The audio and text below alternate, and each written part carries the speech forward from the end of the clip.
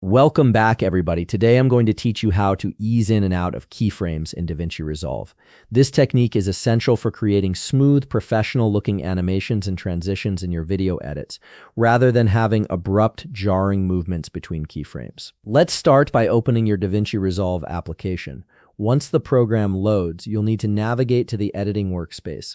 On the bottom of your screen, you'll see several tabs representing different workspaces. Click on Edit to switch to the editing environment where you'll be working with your timeline and clips. Now click on the video clip you want to work with in your timeline. This will select it and allow you to access its properties. Once selected, look to the top right of your screen and click on Inspector.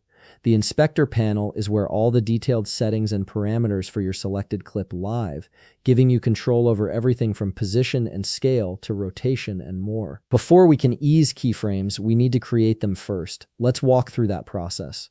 Adjust the playhead line on your timeline to the position where you want your animation to start. In the Inspector panel, choose the parameter you want to animate. For example, let's use zoom. You'll see a small diamond shape beside the zoom parameter. Click this diamond to create your first keyframe at this point in time. Next, move the playhead line to where you want your animation to end. Click the diamond shape again to create a second keyframe. Now adjust the zoom level to your desired value. You've just created a basic animation between two keyframes, but right now it's playing at a constant speed with no easing. Here's where the magic happens. On the left side of your interface, look for and click the keyframe icon. This will open up the keyframe graph editor, which is your gateway to creating smooth organic motion.